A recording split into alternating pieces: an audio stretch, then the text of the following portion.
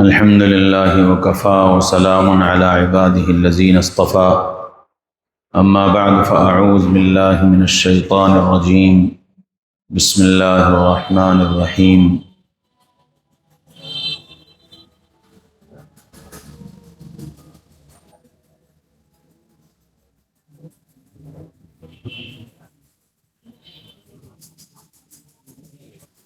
والعصر إن الإنسان لفي خسر إلا الذين آمنوا وعملوا الصالحات وتواصوا بالحق وتواصوا بالصبر صدق اللہ العظیم۔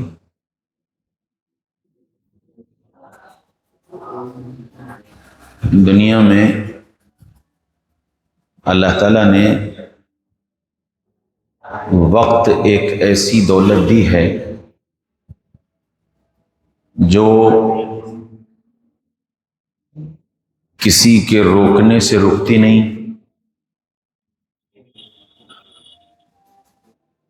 اور کسی کے چھیننے سے چھنتی نہیں۔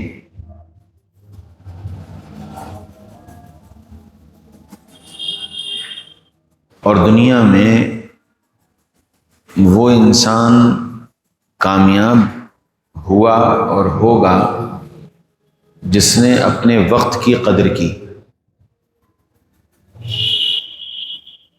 اور جو اپنے وقت کی قدر نہ کر سکا اور اپنے وقت کی حفاظت نہ کر سکا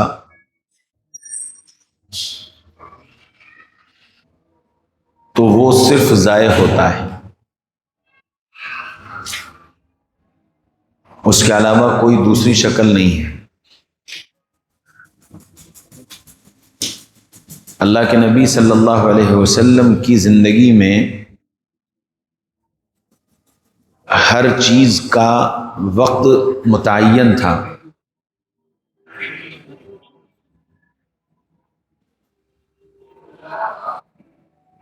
رات تقسیم تھی، کچھ حصہ گھر والوں کے لیے تھا، کچھ حصہ آرام کا تھا اور کچھ حصہ عبادت کا تھا۔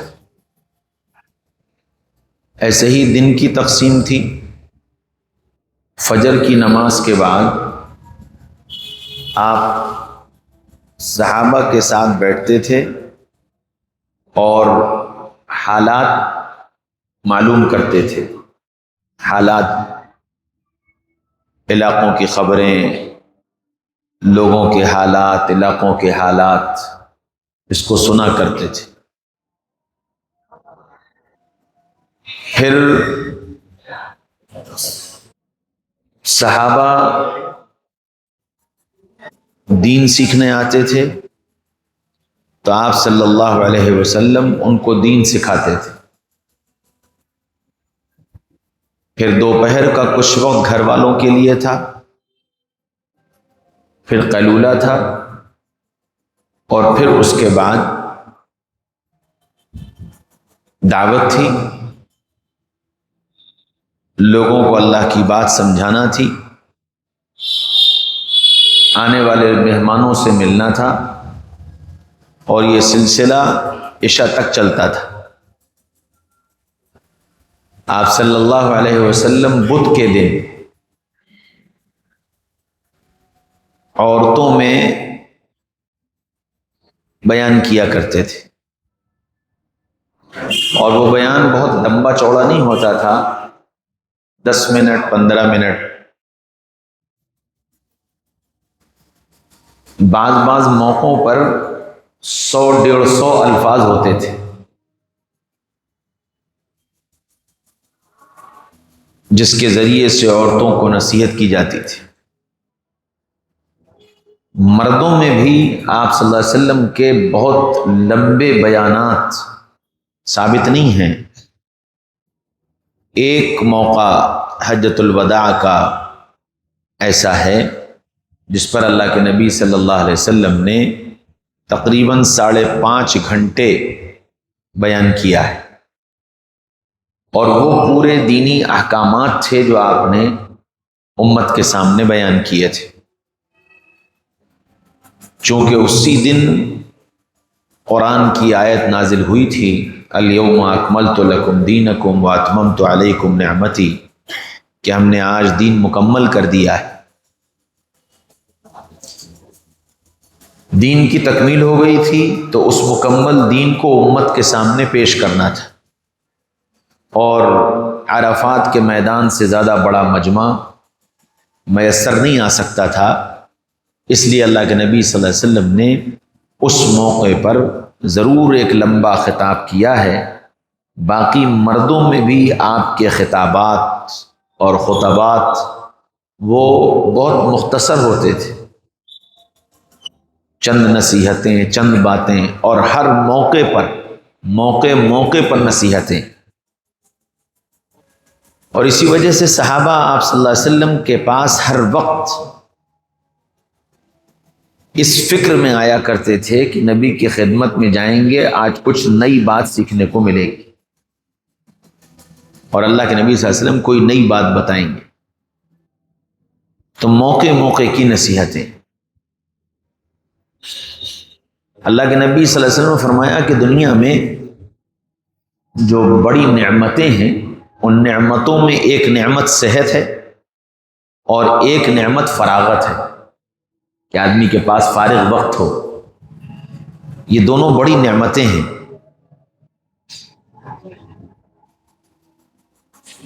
اور ان نعمتوں کا احساس جب ہوتا ہے جب یہ چلی جاتی ہیں،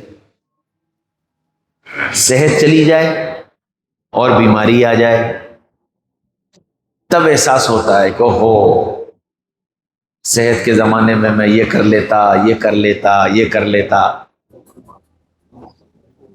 اسی طرح جب فارغ وقت ہوتا ہے، اس فارغ وقت میں انسان کچھ نہ کرے، اسے ضائع کر دے، پھر آئندہ وہ مصروف ہو جائے، مشغول ہو جائے، تو اس کو احساس ہوتا ہے کہ ہو میں نے خالی وقت ضائع کر دیا۔ اسی وجہ سے اللہ کے نبی صلی اللہ علیہ وسلم نے فرمایا کہ صحت کو غنیمت جانو بیماری سے پہلے، اور فرصت کو غنیمت جانو مصروفیت سے پہلے، کہ اللہ تعالیٰ نے یہ جو فرصت دے رکھی ہے اس کا استعمال صحیح ہو جائے۔ دنیا میں جن لوگوں نے وقت کی قدر کی، وہ تھوڑے وقت میں بہت کام کر گئے۔ وقت تھوڑا ملا لیکن بڑا کام کر کے چلے گئے۔ حضرت تھانوی رحمۃ اللہ علیہ کل 63 سال کی عمر، اور 63 سال کی عمر میں 900 کتابیں لکھ گئے، 900 خطوط کے جوابات بھی دے گئے، مریدین کی اصلاح بھی کر گئے، خانقاہی نظام بھی چلا گئے، وعظ و نصیحت بھی کر کے چلے گئے۔ تو جن لوگوں نے وقت کی قدر کی، ہمارے سب کے ساتھ ایک مسئلہ یہ ہے کہ ہم اپنا نظام الاوقات ہی نہیں بنا پا رہے، ہمیں کب کیا کرنا ہے۔ اچھا، جب زندگی کے اندر ترتیب نہیں ہوتی تو وقت بہت ضائع ہوتا ہے۔ گھر میں داخل ہوئے، اسکوٹر کی چابی الماری میں پھینک دی، موبائل تکیے کے نیچے رکھ دیا، پرس کبھی اس کمرے میں رکھ دیا، کبھی اس کمرے میں رکھ دیا۔ اب جب ضرورت پڑی، پرس کہاں ہے؟ اب ڈھونڈتے پھر رہے، چابی کہاں ہے؟ ڈھونڈتے پھر رہے، موبائل کہاں ہے؟ 10 منٹ 15 منٹ 20 منٹ اسی میں ضائع ہو گئے۔ کیوں؟ کہ چیزوں کے جگہ پر رکھنے کی عادت نہیں۔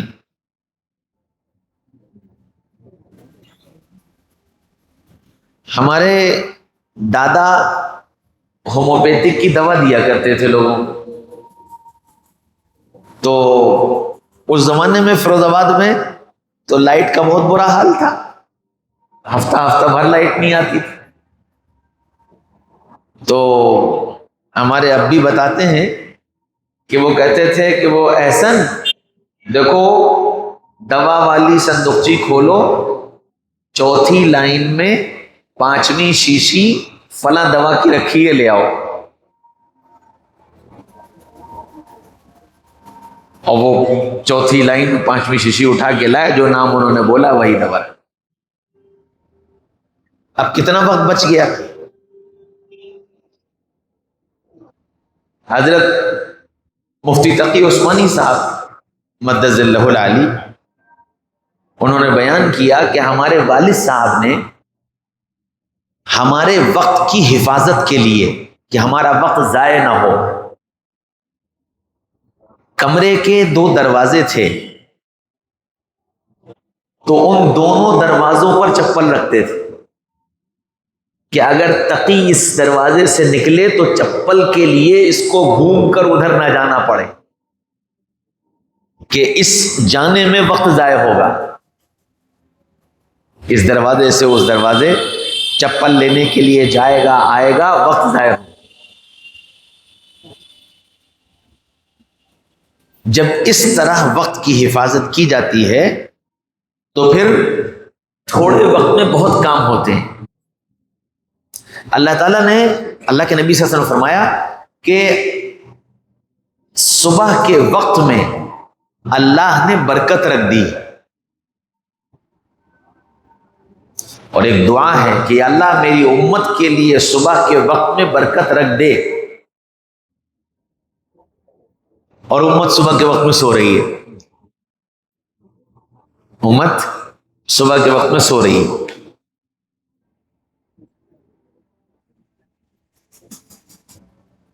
جتنا اس وقت امت کا وقت سونے میں ضائع ہو رہا ہے، شاید ہی کسی چیز میں ضائع ہو رہا ہو. وجہ کیا ہے؟ وجہ یہ ہے کہ جو سونے کا وقت ہے اس وقت میں سویا نہیں جا رہا ہے.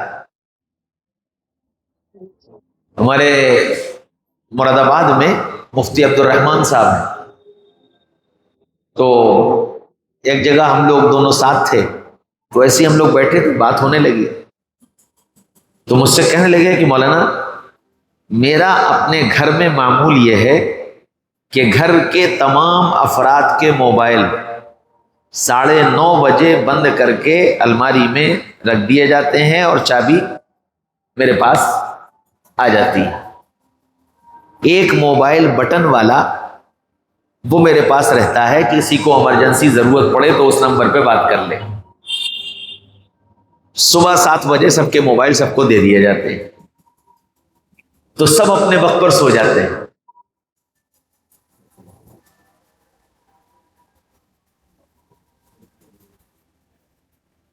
ہمارے یہاں رات ایسا ہو گیا جیسے دن ہے، اور دن ایسا ہو گیا جیسے رات ہے. انتظار کرتے رہیے، 11 بجے اٹھیں گے، 12 بجے اٹھیں گے، 1 بجے اٹھیں گے، کچھ پتہ نہیں. دنیاوی اعتبار سے بھی اور دینی اعتبار سے بھی، ہر اعتبار سے اگر ہم ترقی چاہتے ہیں، کامیاب ہونا چاہتے ہیں، تو فجر کے بعد اٹھنے کی عادت ڈالیں. فجر کے بعد سونا دنیاوی اعتبار سے بھی نقصان دہ ہے اور دینی اعتبار سے بھی نقصان دہ اور صحت کے اعتبار سے بھی نقصان دہ. اچھا، باطل چونکہ یہ سب جانتا ہے، آپ دنیا کے جو ترقی یافتہ ملک کہلاتے ہیں، جاپان ہے، امریکہ ہے، انگلینڈ ہے، ان ملکوں میں آپ کو 8 بجے کے بعد کوئی دکان کھلی ہوئی نہیں ملے گی، کوئی دکان. جاپان میں تو مغرب کے بعد سب بند، اور کوئی سڑک پر آپ کو گھومتا ٹہلتا سگریٹ پیتا پھڑ بازیاں کرتا کوئی نظر نہیں آئے گا.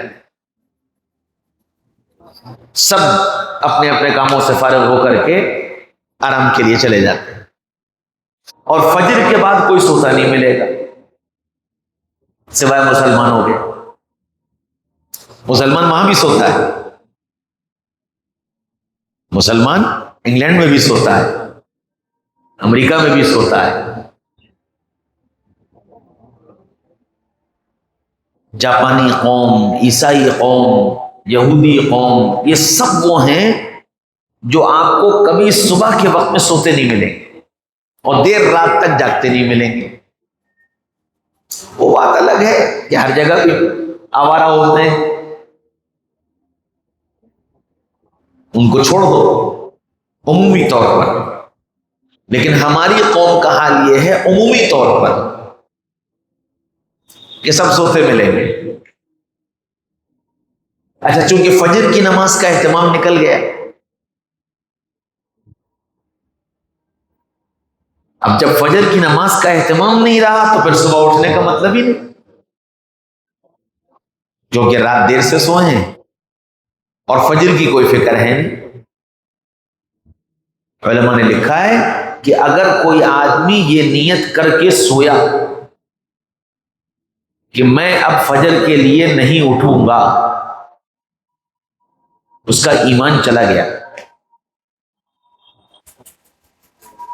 میں اب 10 بجے اٹھوں گا، میں اب 11 بجے اٹھوں گا، جو یہ نیت کر کے سوئے اس کا ایمان چلا گیا۔ کتنے ہمارے نوجوان ہیں جن کی نیت ہی یہی ہوتی ہے 2 بجے تک جاگنا ہے، 3 بجے تک جاگنا ہے، 12 بجے تک سونا ہے۔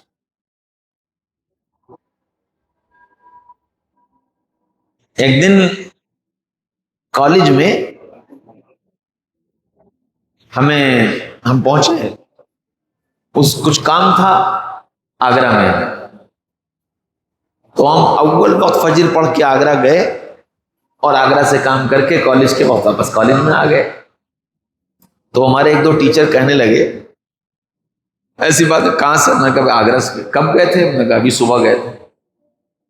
کہنے لگے کہ وہ ہم لوگ جب سو کے اٹھتے ہیں تو تمہارے روزانہ کے دن کے آدھے کام تو ہو چکے ہوتے۔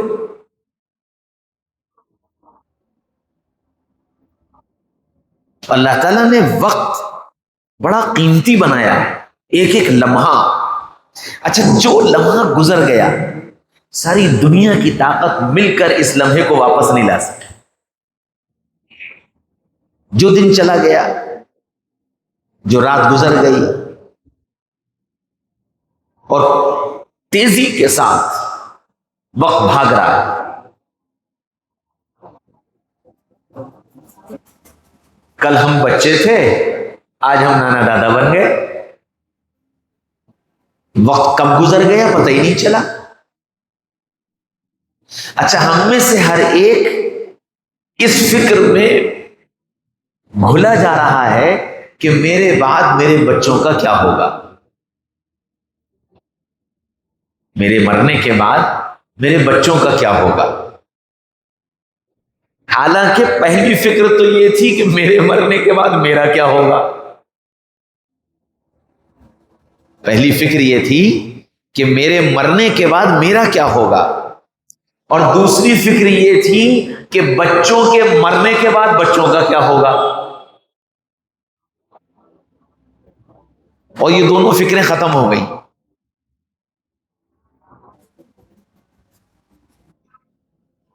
مقصود دنیا بن گئی، اور دنیا کی بھاگ دوڑ میں ہم اتنے آگے چلے گئے کہ زندگی میں یہ تصور ہی نکل گیا کہ مرنا بھی ہے، اور مرنے کے بعد کہیں حساب دینا ہے، کہیں سوال و جواب ہونا ہے، سزا اور انعام ملنا ہے۔ یہ تصور ہی ختم، کیونکہ یہ تصور اگر باقی ہو تو گناہ کرتے ہوئے ہچکچاہٹ ہوگی اور نیک کام کرتے ہوئے خوشی ہوگی۔ چونکہ یہ تصور ختم ہو گیا تو نیک کام میں جو وقت لگتا ہے بوجھ لگتا ہے. ارے یار اتنی لمبی نماز پڑھا دی، اتنی دیر لگ گئی، ارے یار اتنا لمبا بیان کر دیا، اتنی دیر مسجد میں بیٹھنا پڑا، قرآن پڑھنے میں اتنی دیر لگ گئی. یہ جو بوجھ لگ رہا ہے نا، یہ اس وجہ سے ہے کہ ان نیکیوں پر اللہ کی طرف سے جو انعام، جو بدلہ، جو اجر ملنے والا ہے اس کا تصور ختم ہو گیا. اور گناہ کے کرنے میں رائی کے دانے کے برابر ہچکچاہٹ نہیں ہو رہی. جھوٹ بولنے میں، بد نظری کرنے میں، دھوکہ دینے میں، وعدہ خلافی کرنے میں، کسی پر ظلم کرنے میں، کسی کا حق مارنے میں، کسی کو پریشان کرنے میں ذرہ برابر پریشانی نہیں ہو رہی.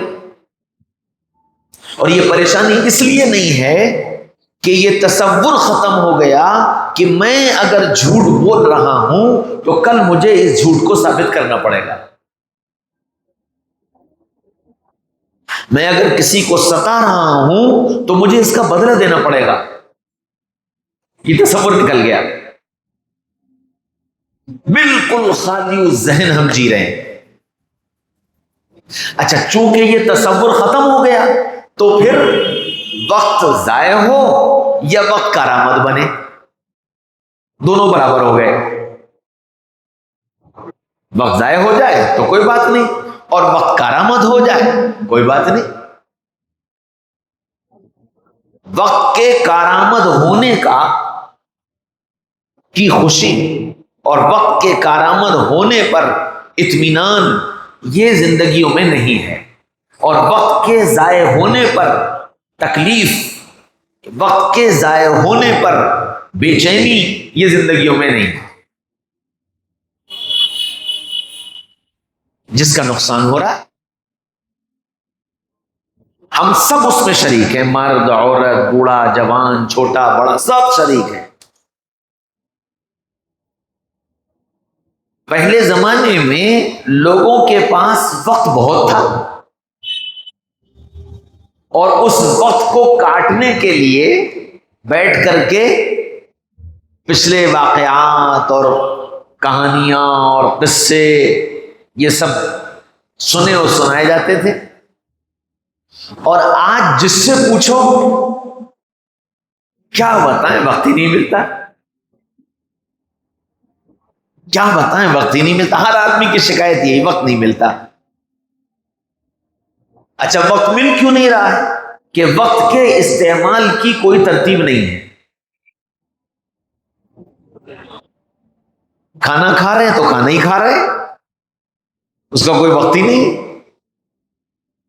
کبھی 11 بجے کھا لیا، کبھی 2 بجے کھا لیا، کبھی 4 بجے کھا لیا، کبھی نہیں کھایا. گھر والے انتظار کر رہے ہیں، بیٹھے ہیں، ہم اپنے کام میں لگے، اپنی یاری دوستی میں لگے. گھر والوں کا کھانے کے انتظار میں میرا اپنا ماننا یہ ہے کہ ہر گھر میں آدھا پون گھنٹہ ضائع ہو رہا ہے اگر اجتماعی طور پر کھانا کھاتے ہیں تو. اور اگر اجتماعیت ہی ختم ہو گئی کہ تو اپنی پلیٹ میں نکال اور کھا اور جا، تو پھر ٹھیک ہے، جب چاہے آ جاؤ، نکال لو، کھا لو.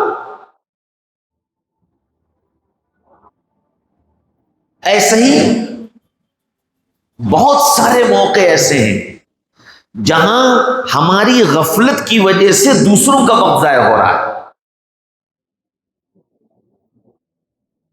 کسی سے وعدہ کر لیا 9 بجے آؤں گا، 9 بج گئے، 9:30 بج گئے، 9:45 بج گئے، 10 بج گئے، وہ انتظار کر رہا ہے. ارے وہ کیا بتائیں، وہ گھر سے نکلنے میں دیر ہو گئی. تمہیں احساس نہیں کہ میں نے اگلے آدمی کا پون گھنٹہ خراب کر دیا.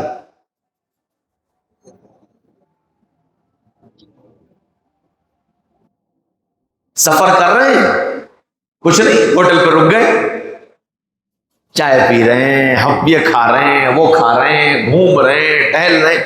یہ احساس ہی نہیں ہے کہ آگے کوئی میرا انتظار کر رہا ہے. اس کا وقت قیمتی ہے،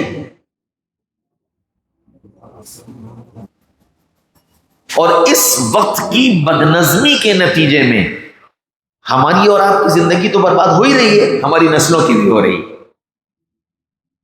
ہم جتنا وقت برباد کر رہے ہیں اس سے زیادہ ہماری اولاد کر رہی ہے۔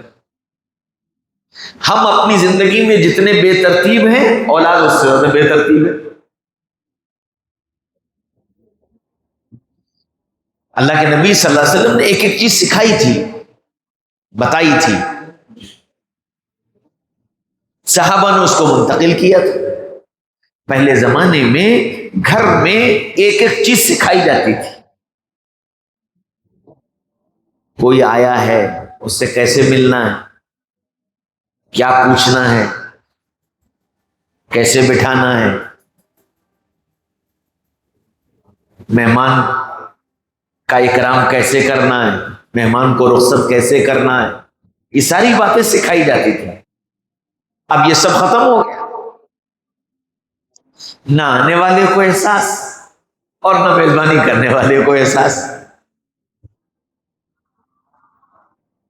اللہ کے نبی صلی اللہ علیہ وسلم نے ترتیب بتائی، تمہیں کسی کے یہاں جانا ہو تو کب جاؤ اور کس وقت نہ جاؤ۔ فرمایا کہ دوپہر کے وقت کسی کے گھر مت جاؤ اور عشاء کے بعد کسی کے گھر مت جاؤ۔ قرآن میں ہے، اللہ نے منع کیا کہ یہ دو وقت جو ہیں یہ آرام کے اوقات ہیں، اس میں کسی کے یہاں جانا مناسب نہیں۔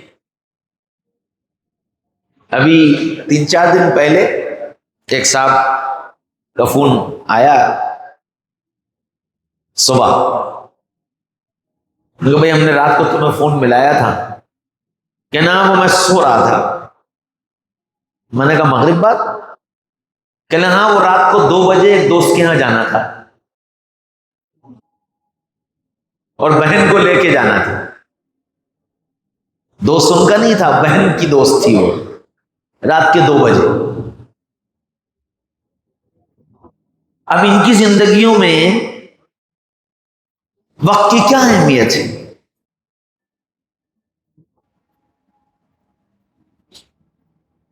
صرف اس بدنظمی نے سب کچھ برباد کر دیا۔ اچھا، پھر اس بدنظمی کا اثر صحت پر پڑا، آنکھوں پر، دماغ پر، معدے پر، دل پر، ہر چیز پر اس کا اثر پڑا۔ اور اس سب کے علاوہ اس زمانے کی سب سے بڑی بیماری ہے ڈپریشن، اور یہ ڈپریشن دین ہے بدنظمی کی۔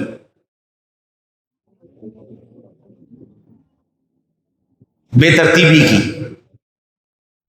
کہ اللہ تعالیٰ نے جس کام کے لیے جو وقت بنایا ہے اس کام کو اس وقت نہ کرنے کا نتیجہ ہے ڈپریشن۔ جو وقت سونے کا بنایا، جو وقت کام کا بنایا، جو وقت کھانے کا بنایا، جو وقت آرام کا بنایا، ان اوقات میں اگر ان کاموں کو کیا جائے گا تو وہ چیزیں نفع مند ہوں گی، اور یہی کام ان اوقات میں کیا جائے، آرام کے وقت میں کھایا جائے، کھانے کے وقت میں آرام کیا جائے، جاگنے کے وقت میں سویا جائے، سونے کے وقت میں جاگا جائے، طے شدہ بات ہے کہ بیماریاں پیدا ہوں گی۔ آج جو آپ ہر دن نیا مرض سنتے ہیں، ہر دن نئی بیماری، ہر دن نئی بیماری، یہ سب نتیجہ ہے بدنظمی کا، کہ اپنی زندگی کا کوئی نظام نہیں، کوئی ترتیب نہیں۔ جب چاہو کھلا دو، جب چاہو سلا دو، جب چاہو اٹھا لو۔ ضرورت مستثنا ہے، اچانک کوئی ضرورت آ گئی، ظاہر بات ہے پھر اس کے لیے نہ دن ہے نہ رات ہے، ضرورت پوری کرنی۔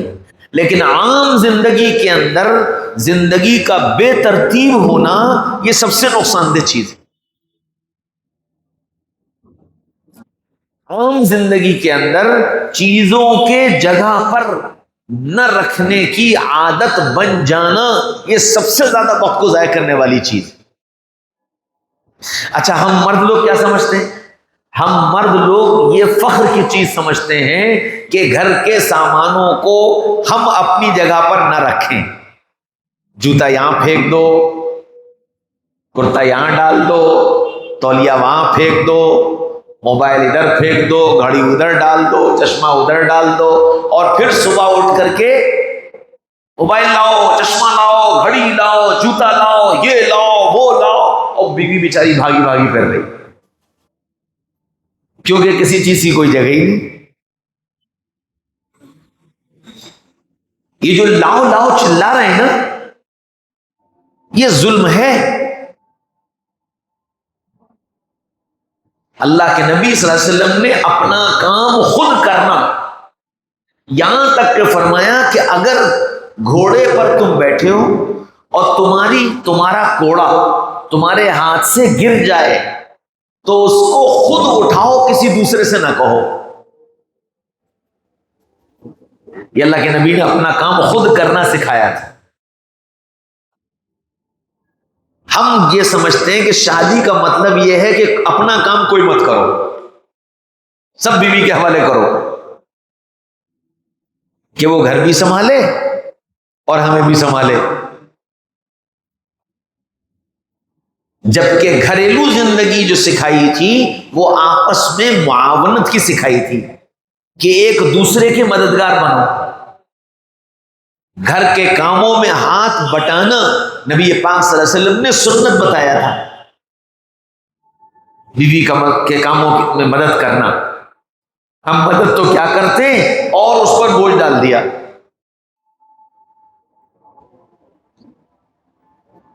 اپنے کپڑوں کا ہوش نہیں، اپنی چپلوں کا ہوش نہیں،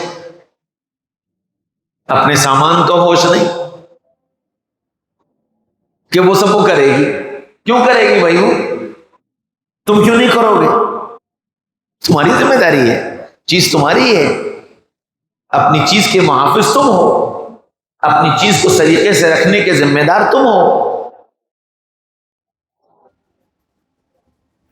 اس ساری بدنظمی نے سارا نظام بگاڑا. اچھا ظاہر بات ہے کسی وقت آدمی کا مزاج اچھا ہوتا ہے، آپ ایک کام کو وہ دو کرنے کو تیار، اور کسی وقت آدمی کا مزاج میں چڑچڑاہٹ ہوتی، کام کرنے کا اس کا دل نہیں چاہتا ہے.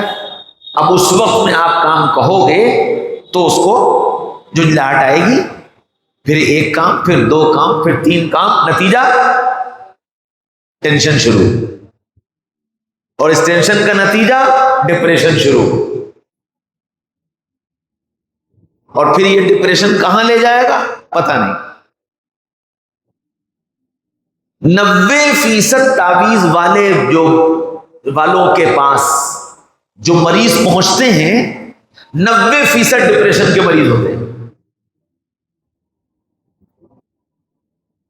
کوئی جنات النات جادو وادو کچھ نہیں ہوتا، 90% کے سب ڈپریشن کے مریض. اچھا ڈپریشن ایسی بیماری ہے کہ آپ ٹیسٹ کرا لو، الٹرا ساؤنڈ کرا لو، ایکس رے کرا لو، ایم آر آئی کرا لو، سی ٹی اسکین کرا لو، جتنے ٹیسٹ ہو سکتے ہیں سب کرا لو، ساری رپورٹیں بالکل صحیح آئیں گی، بالکل نارمل، سب کچھ فٹ.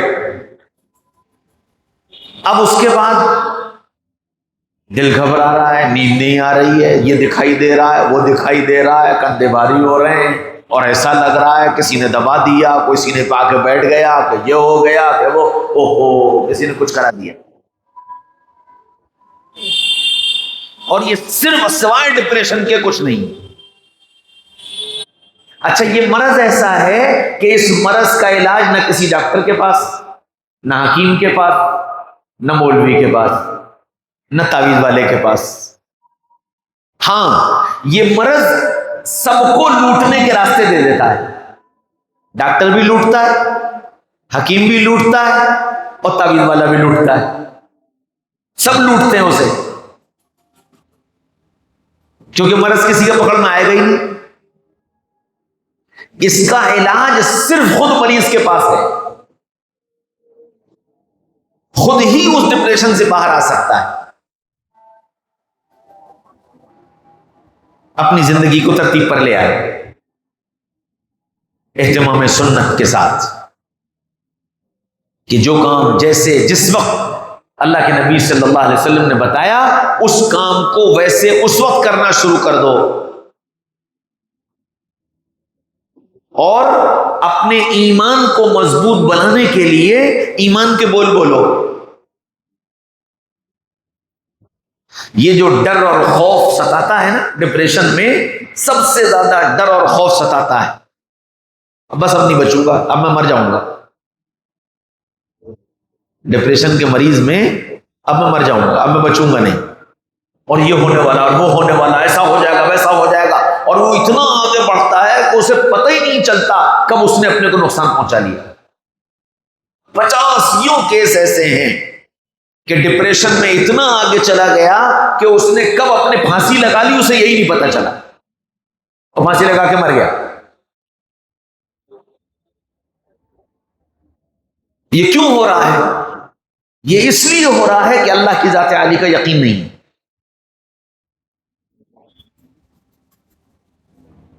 اس وجہ سے جو واقعتاً داعی ہوگا، مضبوط داعی ہوگا، دعوت دینے والا ہوگا، اور جس کا ایمان جتنا مضبوط ہوگا، انشاءاللہ یہ مرض اس کو لاحق نہیں ہو سکتا، کیونکہ سارا مسئلہ یقین کا ہے، اور یقین کے بعد دوسری چیز اتباع سنت ہے۔ اس اتباع سنت میں ایک سنت یہ بھی ہے کہ کاموں کو ان کے اوقات پر کیا جائے۔ ان الصلاۃ کانت علی المؤمنین کتابا موقوتا، ہم نے مسلمانوں پر، ایمان والوں پر نماز کو ان کے اوقات میں فرض کیا ہے۔ نماز وقت کے ساتھ بندھی ہوئی ہے، اور یہ نماز کی پابندی ہمیں وقت کی پابندی سکھاتی ہے کہ وقت کے پابند بنو۔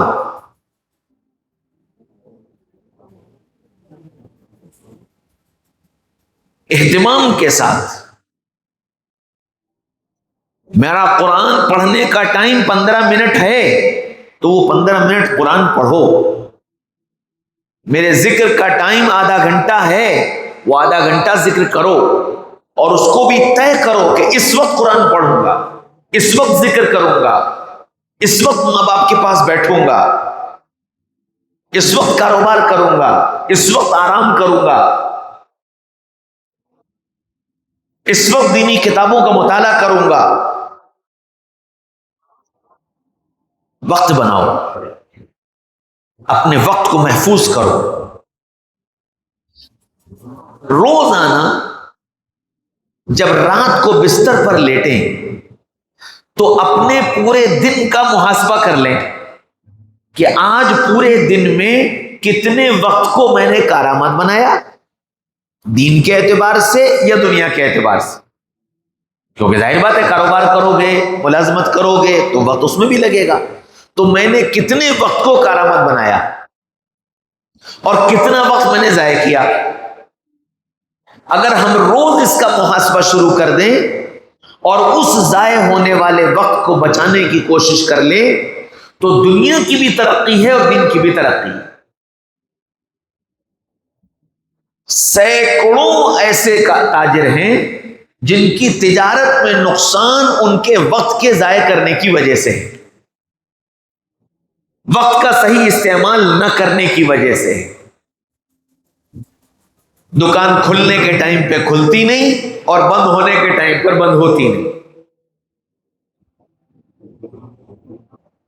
بس سب سے پہلا بگاڑ یہیں سے شروع ہوتا ہے۔ لوگوں سے لین دین کر کے جو اوقات متعین کیے ہیں، کسی بھی حال میں ان اوقات میں لوگوں کا لین دین پورا کرو، کاروبار ترقی کرے گا۔ اور لین دین کے اوقات میں جب وعدہ خلافی ہوتی ہے تو یہ کاروبار کے زوال کا سبب ہے۔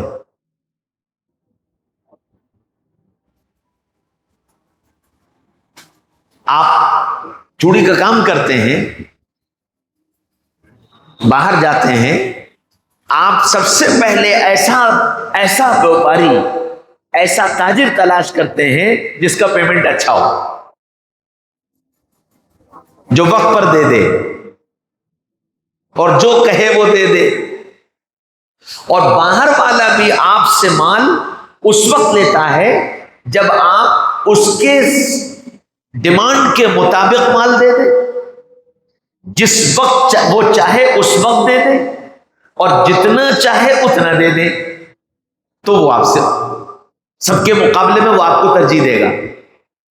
اور اگر آپ وعدہ خلاف بنتے چلے جائیں، چاہے دینے میں اور چاہے لینے میں، کہ مال دینے والا مال وقت پر تیار نہ کرے، مال جیسا کہا ویسا نہ بنائے، مال جتنا کہا اتنا نہ بنائے، تو یہ ویوپاری آج نہیں تو کل مجھے چھوڑ کے چلا جائے گا. اور باہر جس کو میں پیمنٹ لینے جا رہا ہوں، وہ پیمنٹ دینے والا وقت پر نہ دے، جتنا کہا اتنا نہ دے، جیسا دینا چاہیے نہ دے، تو میں جلد از جلد اس سے الگ ہونے کی کوشش کروں گا. یہ اسباب ہیں کاروبار کے زوال کے. آج بڑی تعداد تاجروں کی ایسی ہے جو یہ شکایت کرتی ہے. ہر بازار میں تاجروں کے تجارت کے اوقات صبح کے ہوتے ہیں. اب وہ صبح کے اوقات میں اگر آپ سو رہے ہیں تو آپ اپنی تجارت کو زوال کی طرف لے جا رہے ہیں.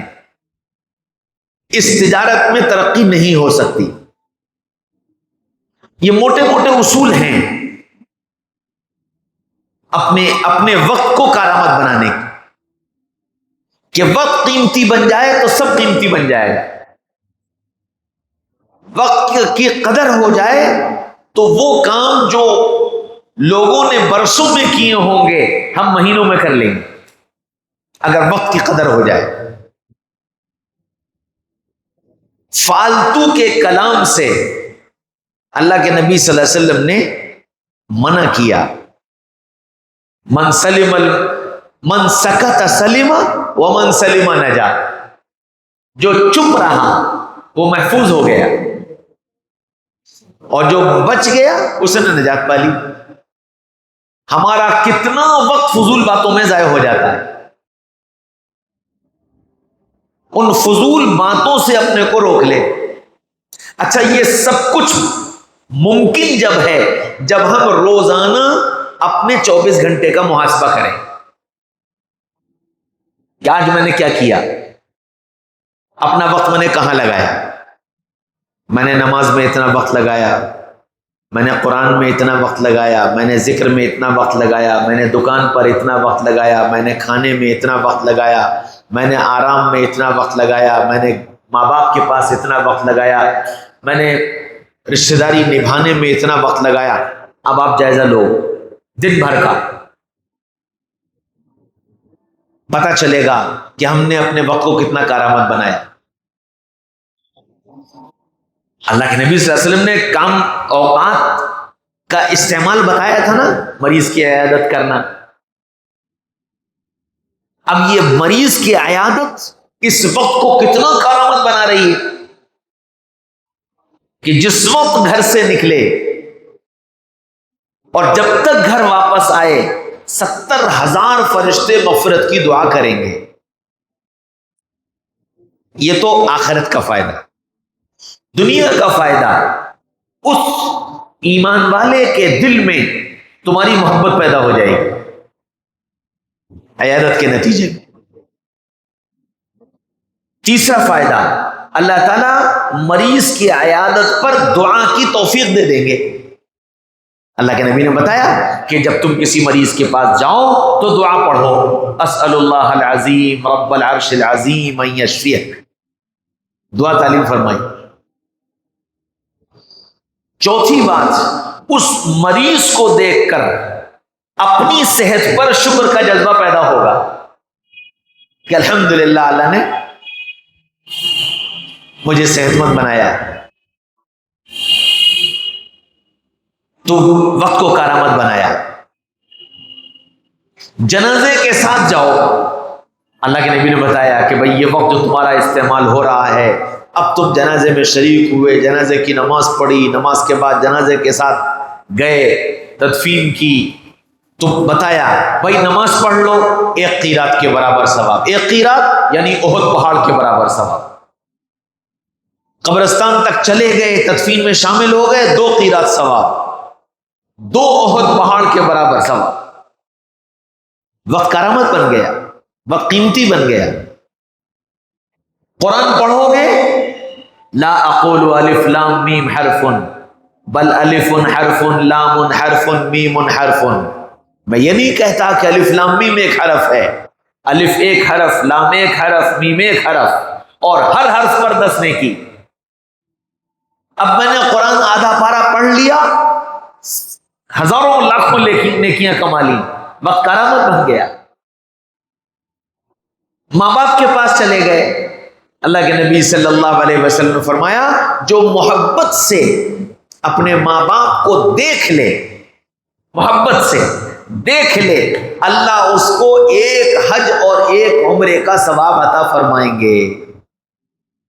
گویا ماں باپ کے پاس بیٹھنا وقت کو وصول کرنا ہے. جتنی دیر بیٹھو، آدھا گھنٹہ، 1 گھنٹہ، 2 گھنٹہ، جتنا بیٹھے یہ سارا وقت وصول ہو رہا ہے، نافع بن رہا ہے. ایمان والے سے ایمان کی نسبت پر ملنا، کوئی دنیا کی غرض نہیں، کوئی کاروباری لین دین نہیں، صرف اللہ کے لیے ملنے جانا. فرمایا جب 2 ایمان والے صرف اللہ کے لیے ملتے ہیں، آپس میں مصافحہ کرتے ہیں، ہاتھوں کے جدا ہونے سے پہلے دونوں کی مغفرت ہو جاتی. یہ جو ساری چیزیں احادیث کے اندر بیان کی گئی ہیں، یہ اس لیے ہیں کہ تم اپنے وقت کو کتنا قیمتی بنا سکتے ہو. جیسے ایک واقعہ ہے نا کہ اللہ کے نبی صلی اللہ علیہ وسلم نے پوچھا کہ بھئی آج جنازے میں کون شریک ہوا؟ ابو بکر. آج مریض کی عیادت کس نے کی؟ کہ ابو بکر. آج فلاں کام کس نے کیا؟ کہ ابو بکر. فلاں کام کس نے کیا؟ کہ ابو بکر. ہر کام میں ابو بکر آ گئے. کیوں؟ کہ سب سے زیادہ نبی پاک صلی اللہ علیہ وسلم کی بتائی ہوئی تعلیمات کے مطابق اپنے وقت کی حفاظت اور اپنے وقت کی قدر کرنے والے تھے. اس وقت کی قدر نے انہیں کہاں تک پہنچا دیا. ہم دنیا کے اعتبار سے، کاروبار کے اعتبار سے، ملازمت کے اعتبار سے، ایک اچھا انسان ہونے کے اعتبار سے، اچھے پڑوسی ہونے کے اعتبار سے، اچھا محلے کا فرد ہونے کے اعتبار سے، ہم اگر اپنے کو کامیاب کرنا چاہتے ہیں تو سب سے پہلا کام اپنی زندگی کو ترتیب پر لا کر اپنے اوقات کی حفاظت کرنا کہ میرا وقت ضائع نہ ہونے پائے. اور وقت کو ضیاع سے بچانے کا راستہ زندگی کا اصول پسند ہونا ہے.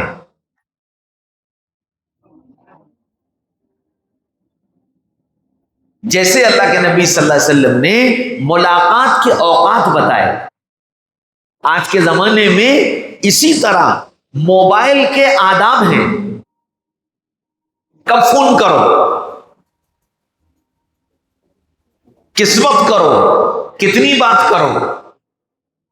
بعض لوگ یہ سمجھتے ہمارے تو تعلقات بہت اچھے ہیں، ہم جب چاہے فون کر لیں. دن میں 8 بار فون کر رہے ہیں، تو کام ہی نہیں.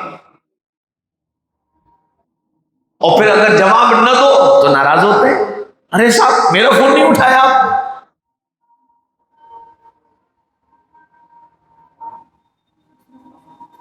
بڑوں نے یہ بتایا ہے کہ بڑوں کو فون کرنے کا ادب یہ ہے کہ ان کو میسج کرے کہ میں بات کرنا چاہتا ہوں، وقت بتا دے. اگر اس کے پاس وقت ہوگا تو وہ خود پلٹ کے کال کر لے، نہیں تو وقت بتا دے گا. دوسری بات، جب بڑوں کو فون کریں تو ایک بار فون کرنے کے بعد دوبارہ نہ کریں، کیونکہ اب جب موقع ہوگا تو وہ خود کریں گے. فون نہیں اٹھا، یقیناً وہ کسی دوسری مصروفیت میں ہے. رات کے وقت میں، دوپہر کے وقت میں شدید ضرورت پڑ گئی تو 1 گھنٹی کر کے فون کاٹ دینا چاہیے.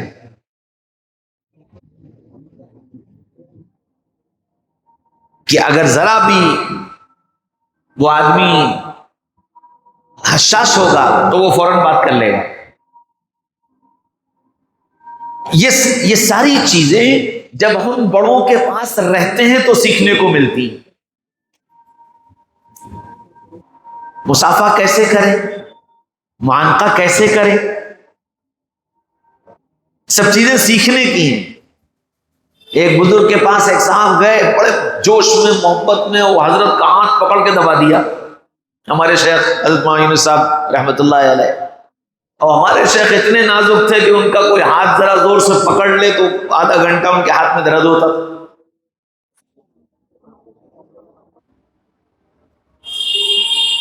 ادب بتایا کیسے کرو. ہم ایک بزرگ کے پاس گئے تو وہ کھڑے ہوئے معانقہ کرنے کے لیے،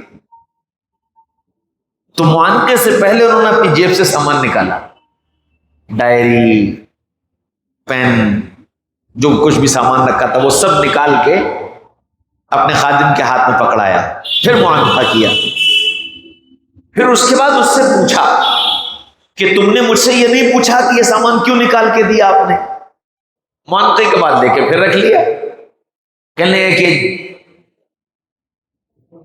اللہ والوں سے، علماء سے، بڑوں سے جب معانقہ کرو تو کوئی ایسی چیز جیب میں رکھ کر معانقہ نہ کرو جس سے ان کو تکلیف پہنچ جائے.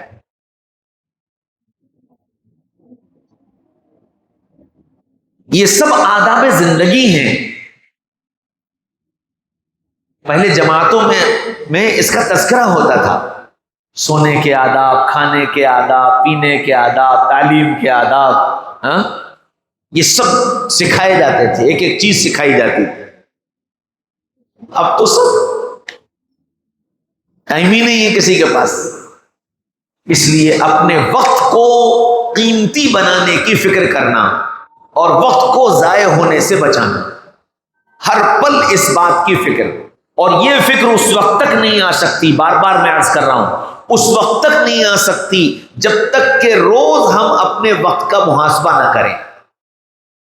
5 منٹ 7 منٹ آنکھ بند کر کے ہم یہ نہ سوچیں کہ میرا آج کا جو 12 13 14 گھنٹہ گزرا ہے اس میں کتنا وقت کارآمد تھا اور کتنا وقت میں نے ضائع کیا. اب یہ جو وقت ضائع ہو گیا اس کو کیسے میں کم کروں؟ اس کا راستہ یہ ہے کہ جو وقت میں نے ضائع کیا ہے اس وقت میں کوئی کام طے کرے کہ بھئی اس وقت میں یہ کام کیا جا سکتا ہے، یہ کام کیا جا سکتا ہے، اس کام کو کریں. انشاءاللہ جب وقت قیمتی بن جائے گا اور زندگی ترتیب پر آ جائے گی تو اللہ تعالیٰ وقت میں بھی برکت دے دیں گے، کام میں بھی برکت دے دیں گے، اور اس کی برکتیں پھر ہم خود اپنے اندر بھی اور اپنی نسلوں میں بھی محسوس کریں.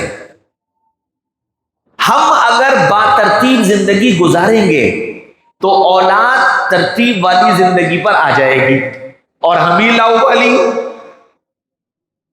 لاؤبالی تو پھر اولاد اس سے زیادہ لاؤبالی ہوگی. میں نے اس سے پہلے بھی بتایا تھا کہ ہماری والدہ کہا کرتی تھی کہ اگر اولاد کو فجر کا پابند بنانا ہے تو خود تہجد کے پابند بنو. بس سارے کاموں کا یہی ترتیب ہے، ساری چیزوں کی یہی ترتیب ہے کہ جس چیز پر ہم اپنے چھوٹوں کو لانا چاہتے ہیں ہم بڑوں کو ایک قدم آگے اس کا رکھنا پڑے گا، تو انشاءاللہ چھوٹے اس ترتیب پر آ جائیں گے. یہ نہیں ہو سکتا کہ ہم لاؤبالی رہیں، ہم آزاد رہیں، ہم منمانی زندگی گزاریں اور چاہیں یہ کہ اولاد جو ہے وہ ترتیب پر آ جائے. ناممکن ہے یہ. اس لیے پہلے اپنے کو بدلنے کا فیصلہ کرنا پڑے گا اور اپنے وقت کی حفاظت کا فیصلہ کرنا ہوگا، اپنے وقت کو کارآمد بنانے کی فکر کرنی ہوگی۔ اللہ مجھے بھی توفیق نصیب فرما دے اور آپ سب کو بھی توفیق نصیب فرما دے۔ کہنے سننے سے زیادہ اللہ مجھے بھی اور آپ کو بھی عمل کرنے والا بنا دے۔